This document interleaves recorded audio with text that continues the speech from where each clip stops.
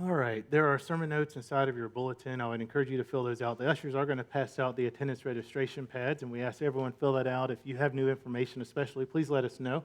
Should be getting an e-news from me with kind of announcements on it somewhere Monday or Tuesday, and a sermon prep email from me somewhere Friday or Saturday. If you're not getting that, then that means we don't have your correct information. On your sermon notes, per usual, there is always more information than I ever plan to cover in this time I have with you, because my goal is never, ever for you to come and listen and be done. Never, ever. My goal is to introduce you to some of the material, and then you'll take it home and you'll study it this week. It's an interesting thing. If you read the e-news, many of you know I'm going to be talking a little bit about money, and everybody says, you should never talk about money in the church, blah, blah, blah. And yet when I look back over the money sermons that I've preached, this shows me how many times people have watched or listened to the sermons that I preach. What would y'all guess? Duh, I just gave it away. But almost 10 to 1, the money sermons, people have watched those thousands of times. It's crazy. Unless one of y'all is watching it 1,000 times. But it's an interesting thing to go back, because I've got almost 10 years of sermons online now, and it shows me how many views. And without exception, when I talk about money, attendance goes down, but the views go way up. It's one of those things. Although I have a hunch it has something to do with Super Bowl Sunday, but whatever. Here's what I know. 3 out of 4 people, it depends what internet site you search. Don't do it now, but you're welcome to, right? Somewhere between 65 and 85% of people in our country today stress over money on a regular basis. The internet said, therefore it is definitely true, that 65% of people actually lose sleep over their finances on a monthly basis. They actually 1 or 2 or 3 nights. That means basically that out of, 150 people here, almost 100 of you are going to lose sleep at least one night over the next 30 days. I would suggest to you that if that's you, take a deep breath and ask the question, is it because I don't have enough, or is it because maybe I'm not following the right path? God talks about money almost more than anything else in the Scriptures, because God knows that if you don't get your money right, you're going to have chaos. So finding calm in the chaos, we're in this series. I'll preach one more next week, and same thing for those of you online. Look, you're not going to have a non-chaotic life if your money's in chaos. We have to understand this topic. And like everything in life, if you don't have the right perspective, you're never going to understand it. Y'all know a little bit about Kobe Bryant. I think most of us have heard. He's worth $600 million when he died. 2 weeks ago, I'm guessing none of y'all are best friends with him, or I wouldn't treat it so lightly. I don't treat it lightly. Don't misunderstand me. But I also know that a lot of people are mourning Kobe Bryant who never knew him, who never talked to him, who had no idea who he was or what he was about. And that's fair. But I think one reason why it has captured so many people's attention is because it yet again draws us to a truth that none of us really wants to admit. You can own all the possessions in the world. You can be successful to the scale of the nth degree. It doesn't change the end. Not a bit. How many times are we going to see famous and wealthy people who have everything together, and yet when you look under the surface, their lives are just the same as ours? Their money doesn't help them live any longer. Their money doesn't make them any happier. Their fame actually often tends to create lots of problems in their lives. And we have something like this thing with Kobe Bryant, who seemed to have the whole world right here. And all of us 2 weeks ago, if I would have said, would you change places with Kobe Bryant? Here's what you get: fame and fortune. You get all this stuff. Most everybody would say, absolutely, man, he's got it made. How many of you would trade places with him today? Now, I asked that over coffee, and the response was a great one. Well, it depends where he went. I'm like, that's very fair. I want to read a scripture, and then Mark's going to come up and give us a little testimony. We're going to work through some stuff, and we'll pull it together. Jesus, it's amazing how he just knew stuff. He says, watch out. Be careful. Other words, be sober, be alert, think clear-headed thinking. This idea of you're always focused on the things that matter. Y'all hear me? You're always focused on the things that matter. You're never sidetracked. Guard yourself against all kinds of greed. Greed is one of the 7 deadly sins we're going to talk about in a bit. Because your life is not determined by your possessions or your money or your success. Even when someone is very wealthy. Do we agree with that? In theory, I think we do. It's the practice that makes it tough. So Jesus goes on to tell this story. We could insert names today. A certain rich man's land produced a bountiful crop. He was so successful. He had it all. So he says to himself, what will I do? I have no place to store my harvest. And then he thought, here's what I'm going to do. I'm going to tear down my barns. I'm going to build bigger barns. And I'm going to store all my grain and all my goods and all my wealth and all my possessions. And I'm going to say to myself, you've stored up all this stuff and you've been so successful. You've got wealth and prosperity and possessions for the rest of your life to enjoy. But God said, you fool, tonight you die.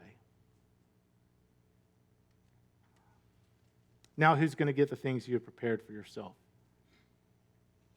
This is the way it's going to be for those who hoard things for themselves and are not rich towards God. I don't know Kobe Bryant's spirituality. Who knows? He may have been an amazing human being. I don't know. I don't judge him.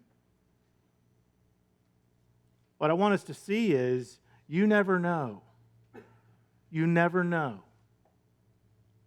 Do not assume that you know what tomorrow is going to bring. Jesus was very clear on this. The goal is not to prepare your life for the future tomorrow that you may never have. The goal is for you to live today right before the Lord and as best as possible, loving other people and loving yourself in a healthy way. Priorities matter, perspective matters. Mark's going to come talk to this for just a second, and then we'll open up some scriptures and talk through some ideas. Thank you, Mark.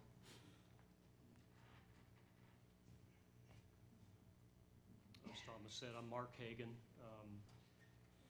Thomas gave a message probably about 2 or 3 weeks ago, and it really brought back a memory of a conversation I had at work probably about 15 years ago that really stuck from the message that Thomas talked about.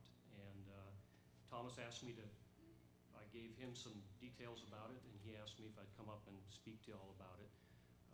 I'm a commercial airline pilot, and I went on a 3-day trip, and the captain I was there to fly with, he was 2 weeks away from a mandatory age 60 retirement.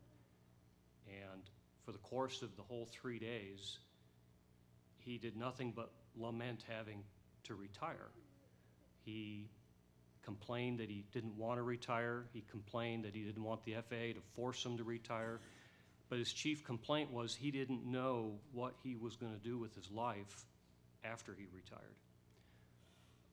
For those of you that don't know, the industry is pretty much seniority only. So for people like me way down on the list to move up, I need people like him to retire. So as you can imagine, I had no sympathy for him at all. But I did my best to try to deflect the conversation. I tried to change the subject. I tried to ignore the situation for about 2.5 days. And finally, on the 3rd day, I couldn't take it any longer. And I looked at him and I said, I think since you're retiring in 2 weeks, you need some hobbies. And so I sarcastically kind of brought up some ideas like bonsai trees, macrame, leatherworking, or anything, just anything to get a hobby and get away from flying airplanes. And that went right over his head. I got absolutely no response from him at all. And then I finally decided that I had to ramp up my sarcasm, maybe a level or two. And I looked at him and I said, maybe you have to retire. Maybe you should retire so that you can go home and remember what your wife's middle name is, or maybe figure out what your grandkids' names are. And then I really realized that that jab hit home, because he looked at me, and I'll never forget what he said. He said, my wife does not like me, and my kids don't talk to me. This job is all I have. And I never kept in touch with him after this, so I can't speak for whether he felt convicted about this conversation. I can only hope and pray that despite my sarcasm, that he may have taken our discussion to heart and maybe gone back to start the process of fixing the relationships that have been broken from the job. But I don't know. But I do know for sure that I was convicted in this discussion, because before this, I looked at people like this that I sat next to for days at a time and just got irritated. But I realized it was all the wrong emotion, that what I needed to do is feel sorry for people like this. And I needed to feel sorry because these people were captive of this lie that their significance was being brought up by what they did at work and not who they were at home. It also brought very big clarity to me, in a sense, that how easy it is to fall into that trap, that if you are not cautious, if you are not taking care of your relationships, that you can very easily fall into this trap, thinking that your significance is coming from what you do at work. And finally, it told me that it solidified in my mind what I truly think of my work, and that is, my job is not who I am, but my job is just simply what I do. So I look forward to my retirement. My wife's middle name is Jane. She likes me. We don't have any grandkids yet, but my kids still talk to me. Thanks.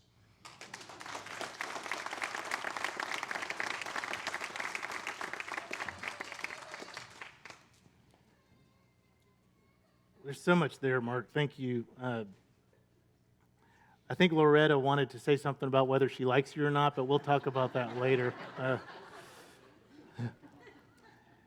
Folks, we really need to think carefully about why we're doing what we're doing.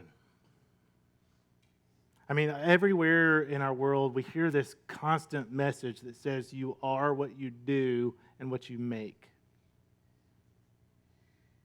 I mean, it's just what's your salary? I mean, we in a sense base our value. I had a conversation with a friend who's basically saying this person was working at this company and thinking about doing a little bit of a church and doing a little bit at the church. And we had this back and forth about how in their minds they're like, well, if I work at the church, then I'm going to determine my value based off what my company pays me, and then I'm going to call that tithing because I'm worth what the company pays me. Well, what happens if the company fires you? Then you're worth nothing?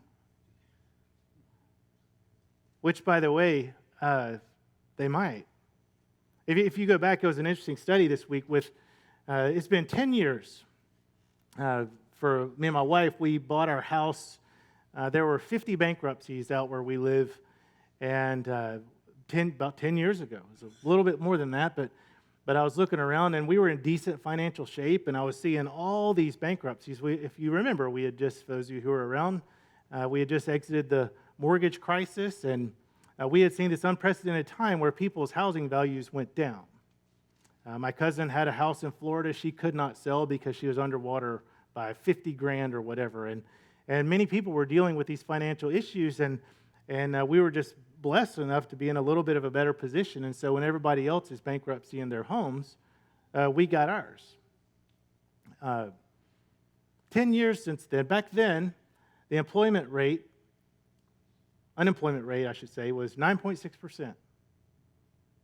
In the church, things change, by the way, when you have times like that. We got to tighten the belt, and we got to make some tough decisions sometimes, and we had to make some then. 1 in 10 people couldn't get work even if they wanted to 10 years ago. Today, 3.5%. Matter of fact, I would suggest that, yes, you may not want to do what's out there, but for most people, if you're willing to bag groceries, you can get a job. It's remarkable. It really is. We have seen a period of prosperity in this country almost unrivaled. We haven't had a recession in a decade.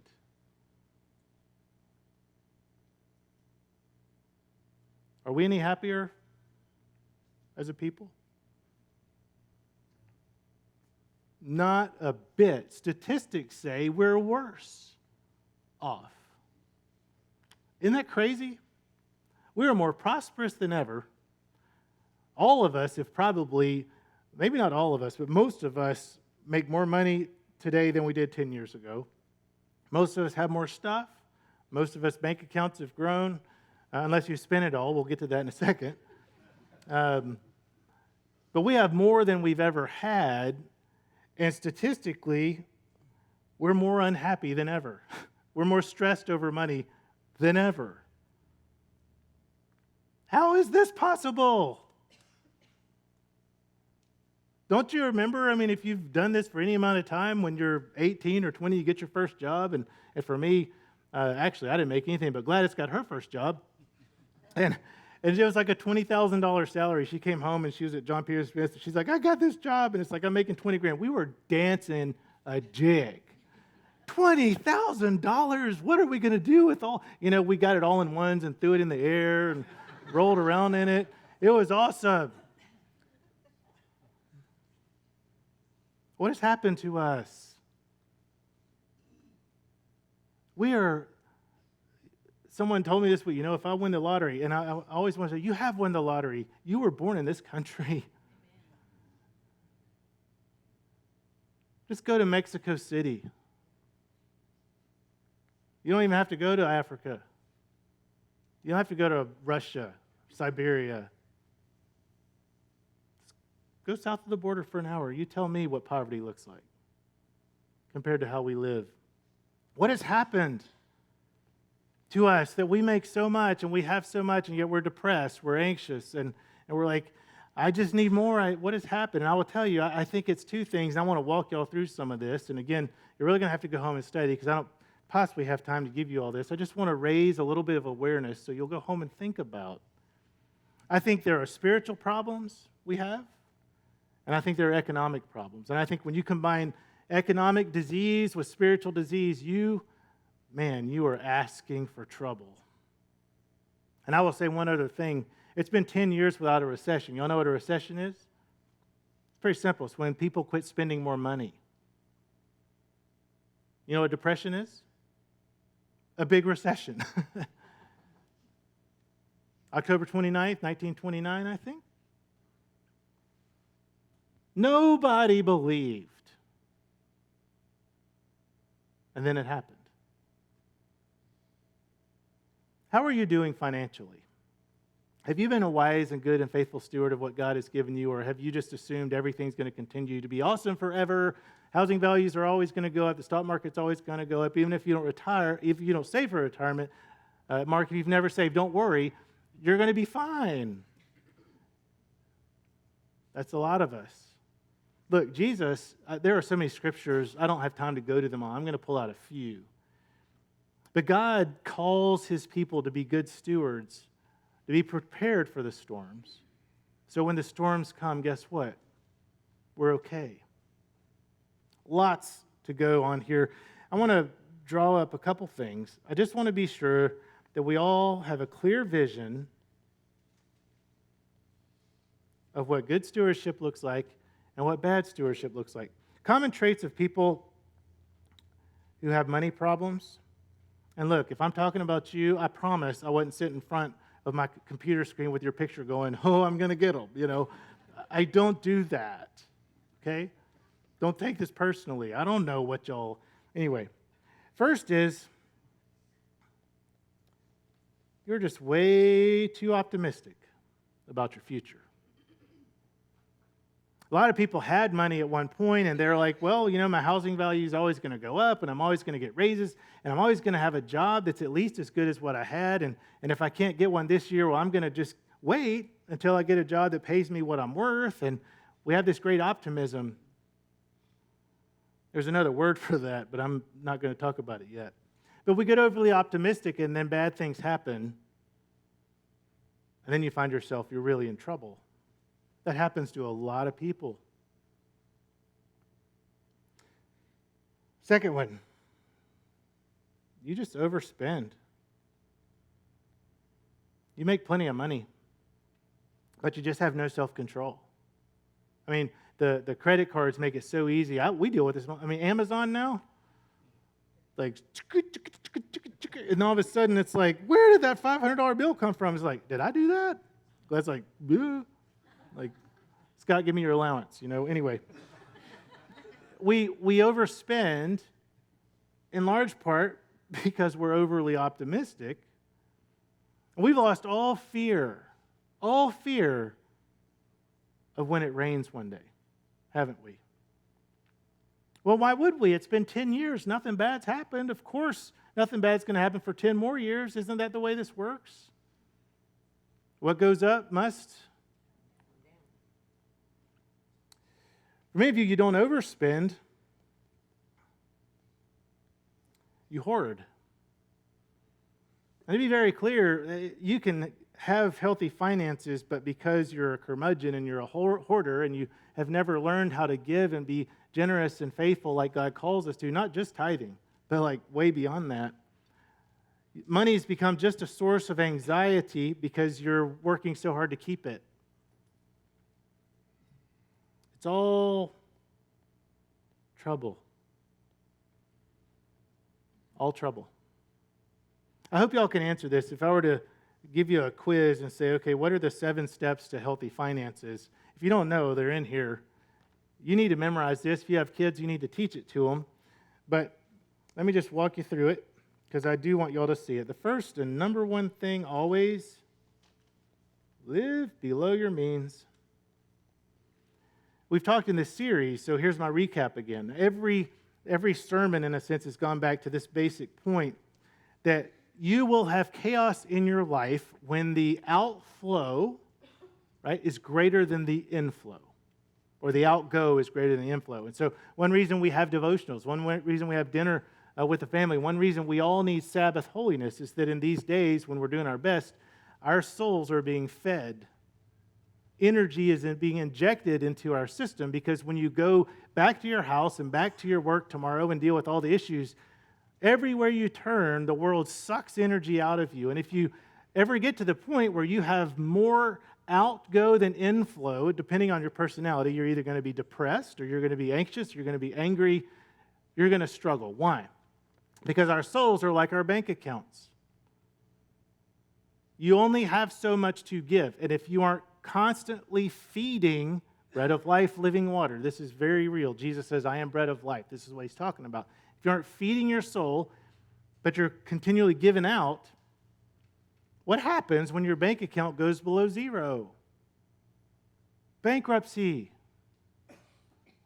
Every day, this is part of this whole idea of we must spend time loving yourself in a healthy way.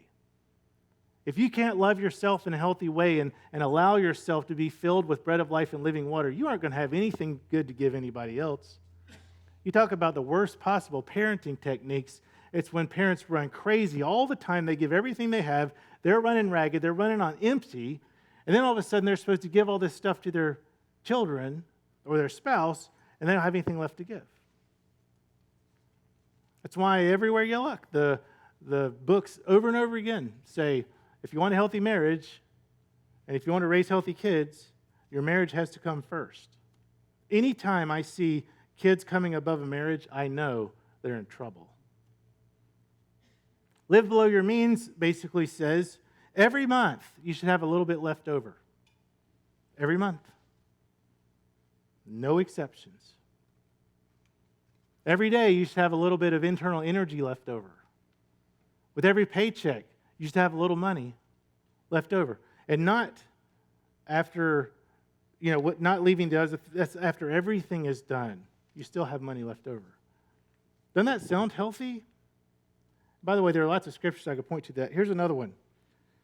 At some point, for mature Christians, you realize you don't own anything. And you're like, well, I earned it, yep, okay, what does Kobe earn? I mean, what does Kobe own today? Nothing. Other than what Jesus says he gets to keep.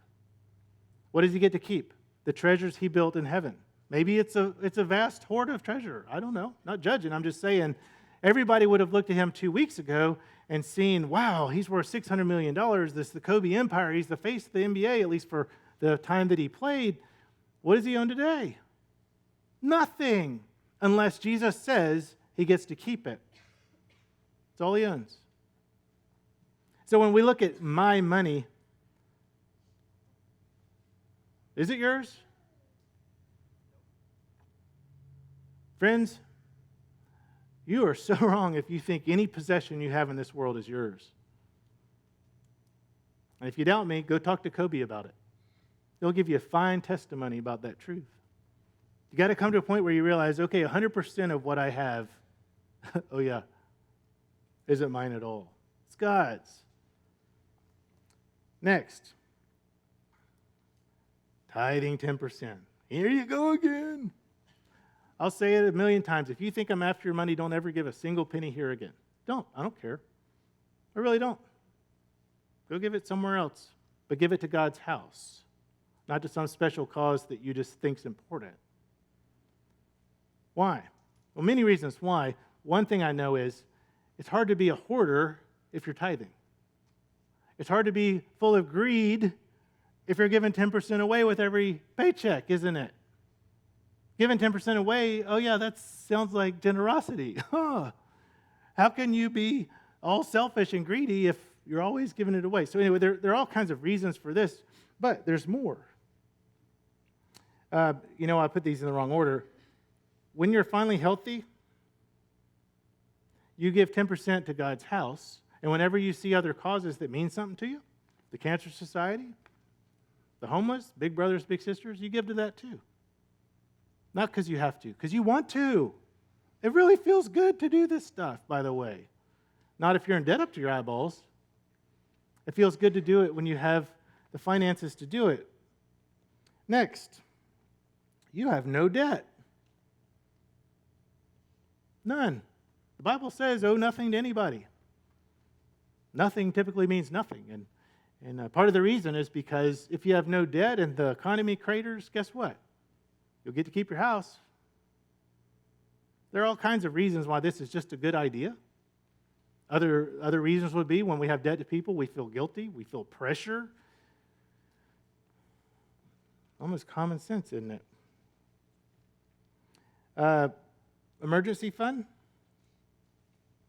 There are lots of scriptures I also could point to that talk about not dwelling in the future, but being prepared for it.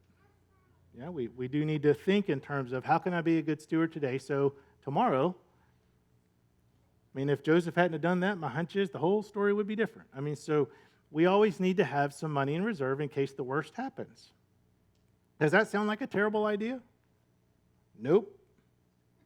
And finally, save for retirement.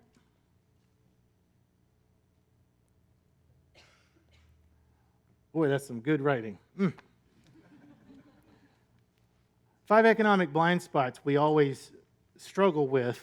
By blind spots, that means we don't see it. We think my income's always going to go up. We think I am worth what I say I am, not what the market dictates. I can always get an equal or better job than I had last time. I will have a decent retirement even if I don't prepare for it. It's not true. We got some excellent financial advisors in this church. Probably most of us need to go consult one of them. I'm not promoting them at all, but what I am saying is I have begun to work with people who are entering the retirement phase and they don't have enough money. Some of them are in my own family. And you ask, what were you thinking? And the answer was, I would get to it. One day, I'll get to it. Which brings me to Mark's testimony. This is how I'm going to pull this together. I have a hunch that this pilot also believed, early on at least, that if he worked really hard and he was really successful, and clearly he was very successful, that even if he had to postpone family, even if, and I hear this a lot, I can't go to church now, I can't have devotionals now, I can't take Jesus seriously now, but I will when I retire.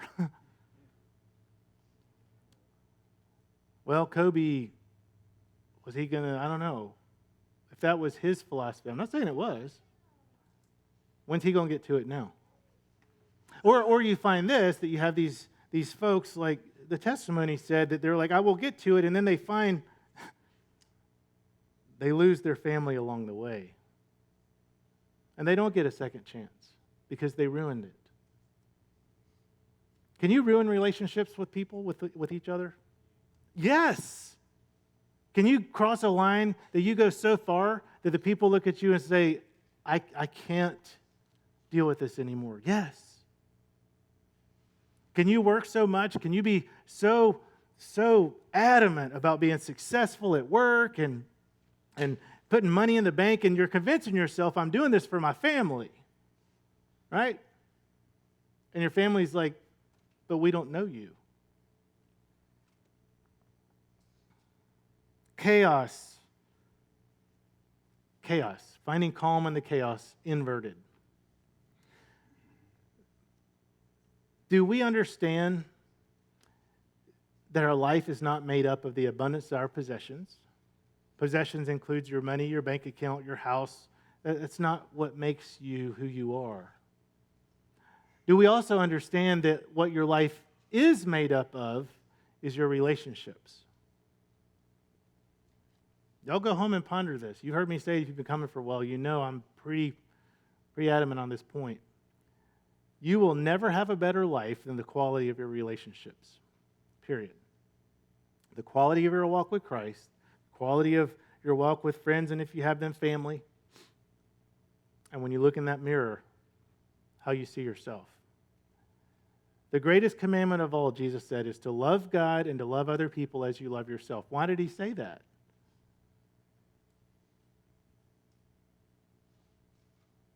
Because it's true. It's the greatest one. Matter of fact, he goes so far as to say, if you want a summary of all the law and the prophets, it's like the whole Bible. Just remember this. Oh yeah, love God, love other people, and love yourself. It's so simple. But it's not simple, is it? It's very hard. One more piece, just because it spoke to me this week, and then we'll pull this together. Cameron introduced me on our work retreat. And we worked really hard, by the way. I'm excited. We'll share with y'all in a while, once we get it all together, some discipleship pathways, and it's just great stuff. But he shared with me this idea. I talked about it last week, fear of missing out. And I've been thinking about, even myself this week, where have I made purchases? Where have I spent money? And why have I spent money on certain things that I didn't need to? And this idea just keeps coming back, fear of missing out. A lot of times we spend this money because we do fear, if I don't, look what I'm not going to have. If I don't get this new cell phone, I'm going to miss out on all the pictures and the videos, and I'm going to miss out on a faster internet. And if I don't get this car, look what I'm going to be missing out on potentially. I could break down on the side of the road, and how horrible. We have these imagined scenarios. Even talked to someone a lot about their coming towards the end of life, and they're like, this fear of missing out, that's one of the reasons I'm wrestling with my mortality, is because I have a fear of missing out on my kids, and they're growing up and that kind of stuff. And it struck me, who's the one missing out when we're right with Christ? And what are we missing out of? I hope I'm saying this right. The person who's missing out in any scenario is the person whose life is worse, right, than the one you're missing out of whatever they're doing. Or if you're missing out of something, if you were to do that thing, then your life would be more full. I hope I'm following, because this is powerful. Should be. unless I mess it up. Do we ever have a fear of missing out on God's blessings? Do we have a fear of missing out on God's best? If I think that I really need to make this spend, I got to make this purchase, I got to get on Amazon, get all this stuff because I have a part of me that's anxious, I'm going to miss out on all the good stuff here, but God's saying, if you do that, you're going to miss out on my peace. You're going to miss out on my joy. You're going to miss out on what it means to live guilt-free and debt-free. You're going to miss out on what it means to be financially free. Do we ever have a fear of that? No. One of the wrestlings we have is that people have no fear of missing church. We don't have any fear of not having devotionals. We've lost a healthy respect for God anymore in our culture. This is just who we are. You know, it's just, we've got to figure out how to deal with this. Why? Well, part of it is because we've gone 10 years with no issues. Everybody's prosperous. The stock market, 30,000, it's coming soon, right? Housing's going up. I'm paying more taxes than ever, and I guess I'm happy about it. What are you missing out on? Okay, here we go. What are you missing out on if you look at God's will for your finances in your life and you thumb your nose at God's will and you say, I know that's what you want from me. I'll do that later. What is this Pilate looking at? When at some point, when he's working that hard, he's putting all this in and he's making the decision, am I going to put all this time into my work? So that we have all this money, and look at all the things we'll be able to do with this money, right? We won't miss out. But what's he really missing out on? Everything that matters. Whew.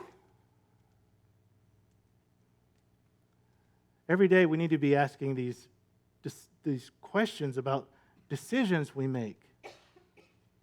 We need to ask ourselves, do I have blind spots where I don't really see what God's best for me is, but here's what I know. Jesus, whatever your will is, if I don't do it, I'm missing out. Period.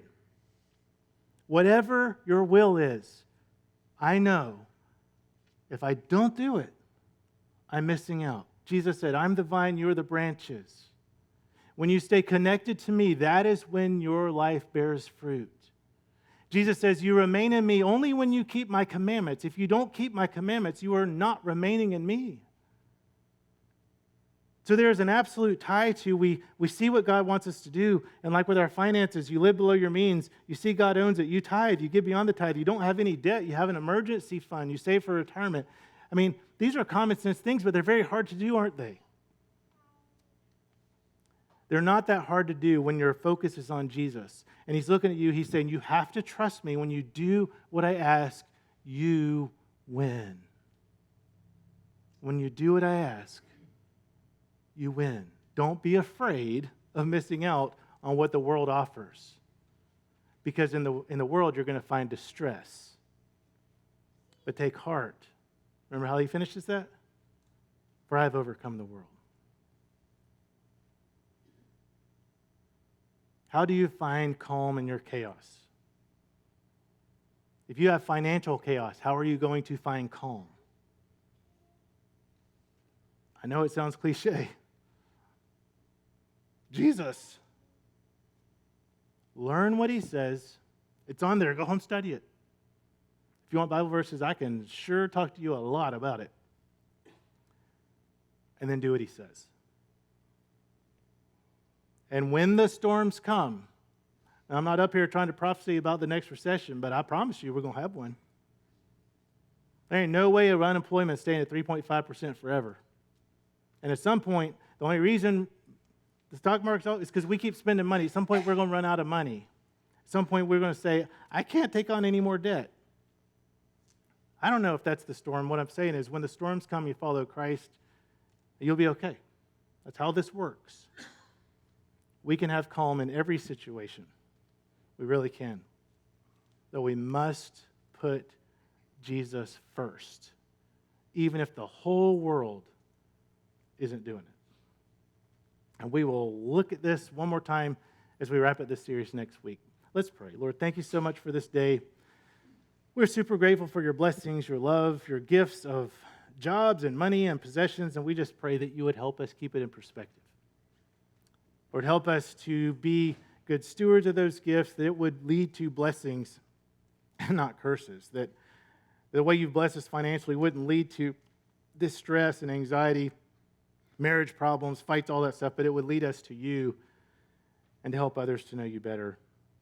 For all those online, for all those here, for those on our hearts who aren't with us, pray that they would be encouraged and strengthened. May you know the peace of God which surpasses all comprehension. May you know that height and depth and width and breadth of God's love for you, in the name of the Father and the Son and the Holy Spirit. Amen. God bless y'all. Before you leave, please shake somebody's hand. Say, glad y'all came. Y'all have a wonderful week, and God willing, we'll see you next Sunday.